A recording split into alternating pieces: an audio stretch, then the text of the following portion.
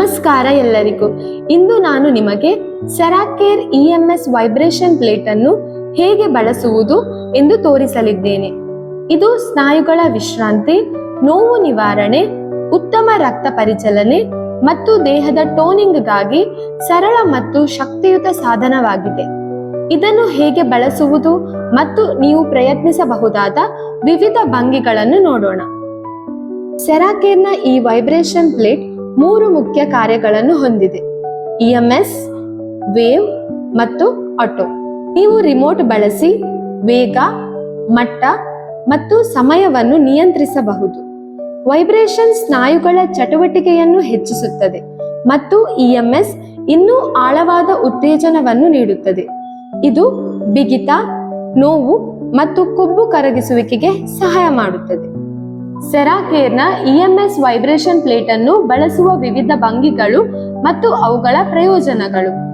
ನಿಂತಿರುವ ಭಂಗಿ: ಪ್ಲೇಟ್ ಮೇಲೆ ನೇರವಾಗಿ ನಿಲ್ಲಿರಿ.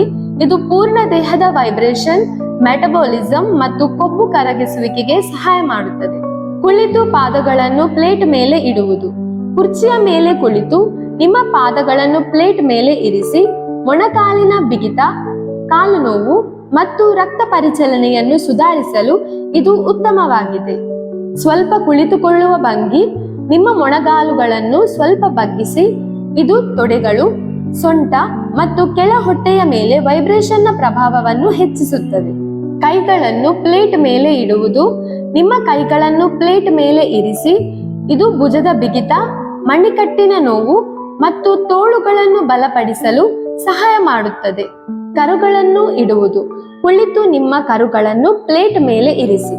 ಸೆಳೆತ ಮತ್ತು ರಕ್ತದ ಹರಿವಿಗೆ ಅತ್ಯುತ್ತಮವಾಗಿದೆ. ಪ್ಲೇಟ್ ಮೇಲೆ ಕುಳಿತುಕೊಳ್ಳುವುದು: ನಿಮ್ಮ ಕೆಳಬೆನ್ನು, ಸೊಂಟ ಮತ್ತು ಗ್ಲುಟ್ಸ್ಗಳನ್ನು ವಿಶ್ರಾಂತಿ ಮಾಡಲು ಪ್ಲೇಟ್ ಮೇಲೆ ನಿಧಾನವಾಗಿ ಕುಳಿತುಕೊಳ್ಳಿ. ಒಂದು ಪಾದವನ್ನು ಇಡುವುದು: ಸಮತೋಲನ ಸುಧಾರಣೆ ಮತ್ತು ಪಾದದ ಕೀಲು ಬಲಪಡಿಸಲು ಒಂದು ಪಾದವನ್ನು ಮಧ್ಯದಲ್ಲಿ ಇರಿಸಿ. ಸುರಕ್ಷತೆ ಮತ್ತು ಸಲಹೆಗಳು: ದಿನಕ್ಕೆ 5 ರಿಂದ 10 ನಿಮಿಷಗಳೊಂದಿಗೆ ಪ್ರಾರಂಭಿಸಿ. ನಿಂತಿರುವಾಗ ಮೊಣಕಾಲುಗಳನ್ನು ಸ್ವಲ್ಪ ಬಗ್ಗಿಸಿರಿ. ಗರ್ಭಿಣಿಯಾಗಿದ್ದರೆ ಅಥವಾ ಪೇಸ್ ಮೇಕರ್ ಬಳಸುತ್ತಿದ್ದರೆ ಬಳಸಬೇಡಿ. ಸೆಷನ್ ನಂತರ ನೀರು ಕುಡಿಯಿರಿ. ನೋವು ನಿವಾರಣೆ, ವಿಶ್ರಾಂತಿ ಮತ್ತು ಫಿಟ್ನೆಸ್ಗಾಗಿ ಸೆರಾಕೇರ್ EMS ವೈಬ್ರೇಷನ್ ಪ್ಲೇಟ್ ಅನ್ನು ನೀವು ಹೀಗೆ ಬಳಸಬಹುದು. ನಿಮಗೆ ಈ ರೀತಿಯ ಇನ್ನಷ್ಟು ಮಾರ್ಗದರ್ಶಿಗಳು ಬೇಕಿದ್ದರೆ ತಪ್ಪದೆ ನಮ್ಮನ್ನು ಫಾಲೋ ಮಾಡಿ ಮತ್ತು ಸಂಪರ್ಕದಲ್ಲಿರಿ.